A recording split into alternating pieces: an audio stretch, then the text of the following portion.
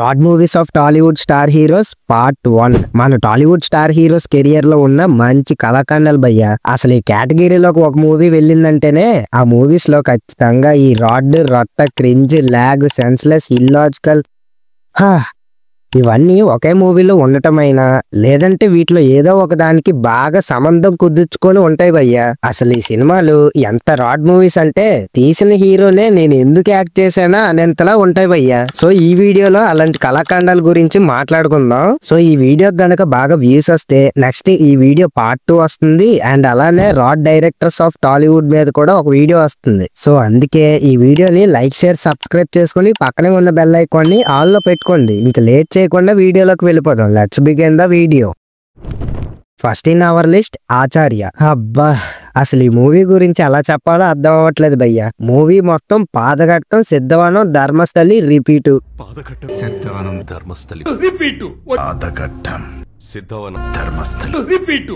అసలు ఈ movie editor ఎన్నిసార్లు ఎలా విన్నాడో ఇప్పటికీ అర్థం అవ్వట్లేదు భయ్య. వీడియో స్టార్టింగ్ లో చెప్పుకున్నట్టు ఈ మూవీ ఈ కేటగిరీకి చెందింది. కొరటాల శివ గారు రీసెంట్ గా తీసిన దేవర మూవీలో ఉన్న సినిమాటోగ్రఫీ, మూవీ సెట్స్ కంటే ఈ మూవీలోనే బాగుంటాయి. కానీ మూవీని మామూలుగా ల్యాక్ చేయలేదు. అసలు పర్టికులర్ గా ఈ సీన్ లో అయితే కొరటాల గారు నన్ను బాగా మోసం చేశారు భయ్య. ఫైనల్ గా ఈ మూవీ గురించి చెప్పాలంటే routine story, routine screen play, bad music, finally rod movie. Next in our list Brahmotsavam. So మనం చెప్పుకున్న ఈ జాతుల్లో ఈ మూవీ ఈ కేటగిరీకి చెందింది. అసలు శ్రీకాంత్ అడ్డాల గారు సీతమ్మ వాకిట్ల సిరిమల్ల చెట్టు మూవీతో మంచి బ్లాక్ బస్టర్ ఇచ్చారని మహేష్ బాబు గారు కథ వినకుండా ఈ మూవీని ఓకే చెప్పారంట భయ్య. ఇంకంతే. ఈ మూవీలో క్యారెక్టరైజేషన్స్ ఏ మాత్రం వర్కౌట్ అవ్వలేదు భయ్య. హీరోయిన్స్ ఎందుకు ఉంటారో వాళ్ళకే తెలియదు. అండ్ కొన్ని సీన్స్ ఎంత సెన్స్లెస్ గా ఉంటాయంటే మహేష్ బాబు వాళ్ళ నాన్న చనిపోతే మెట్లు ఎక్కి దిగేస్తుంటారు భయ్య. ఇంక ఈ సాంగ్స్ కి ఎవరు కొరియోగ్రఫీ చేశారో కానీ ఇలా మహేష్ బాబు గారితో చేయకూడనివన్నీ చేయించి ఒక రాడ్ మూవీ తీశారు భయ్య. నెక్స్ట్ ఇన్ అవర్ లిస్ట్ శక్తి. అసలు ఈ మూవీ లేకుండా ఈ టాపిక్ అసలు ముందుకు వెళ్తుందా? లాస్ట్ టైం కంత్రి అంటూ ఇండస్ట్రీ హిట్ పోక్రీని అన్అఫీషియల్ గా రీమేక్ చేసి రాడ్ మూవీ ఇస్తే మళ్ళీ ఈసారి శక్తి అంటూ ఇండస్ట్రీ హిట్ గా ఉన్న మగధీరాన్ని అన్అఫీషియల్ గా రీమేక్ చేశాడు మన మెహరన్న. మనం చెప్పుకున్న కేటగిరీస్ లో ఈ మూవీ అన్ని కేటగిరీస్ కి చెందిందే భయ్య. అసలు ఆడియన్స్ ని ఎంత గ్రాంటెడ్ గా తీసుకున్నారంటే ఇక్కడ కెమెరా సైడ్ లో హ్యాండ్ పడిపోయింది, దాన్ని రీషూట్ చేయొచ్చు. పోనీ అప్పుడు చూడలేదంటే ఎడిటింగ్ లో అయినా లేపేయచ్చు భయ్యా. కానీ మన మెహరాన్న అలా చెయ్యడు, ఎందుకంటే మెహరాన్ కాబట్టి. ఇప్పుడు మీ ఆవిడ అని ఎందుకు అంటున్నారో తెలుసా మీరు? మీ ఆవిడ కాబట్టి. అంతేకాదు ఒక లిప్ సింక్ ఉండదు. ఫైట్స్ ఆర్టిఫిషియల్ గా ఉంటాయి, సీన్స్ అయితే సెన్స్లెస్ గా ఉంటాయి, ఫైట్స్ అయితే ఇల్లాజికల్ గా ఉంటాయి. ఇంకెంతటితో ఆపేద్దాం భయ్యా. Next in our list Radhe Shyam. ఈ లిస్ట్ లో ఉన్న మూవీస్ అన్నిటికంటే కొంచెం చూడతగ్గ ఫిలిం ఏదైనా ఉంది అంటే అది ఇదే భయ్య. స్టోరీ చాలా బాగుంటది కానీ స్క్రీన్ ప్లే ఏ మాత్రం వర్కౌట్ అవ్వలేదు భయ్య. అండ్ ఈ మూవీ ప్రభాస్ గారి రేంజ్ తగ్గ ఫిలిం అయితే కాదు భయ్య. అసలు ఒక విషయం చెప్పండి, ప్రభాస్ గారిని పెట్టుకొని అసలు ఫైట్స్ ఏవి పెట్టకుండా ఎలా మూవీని తీయాలనుకున్నారు? సాంగ్స్ బాగుంటే మూవీ మూడ్ ని చెడగొడతాయి, విజువల్స్ బాగుంటే స్క్రీన్ ప్లే బాగోదు. ప్రేమకి విధికి జరిగే యుద్ధమే రాధేశ్యామ్ అని గట్టి పాయింట్ పట్టుకొని చాలా నెగ్లిజెన్సీతో రాసుకున్న స్క్రీన్ ప్లే లాగా అనిపిస్తుంది భయ్య. మెయిన్ గా క్యారెక్టర్స్ ఎక్కడ ఎమోషనల్ కనెక్షన్ అనేదే ఉండదు. అవునట్టు చెప్పడం మర్చిపోయా, ఈ మూవీ ఈ కేటగిరీకి చెందింది. ఫైనల్ గా ఈ మూవీ గురించి చెప్పాలంటే ఒక టైటానిక్ లాంటి లవ్ స్టోరీ తీద్దాం అనుకొని ఒక రాధేశ్యామ్ తీశారు.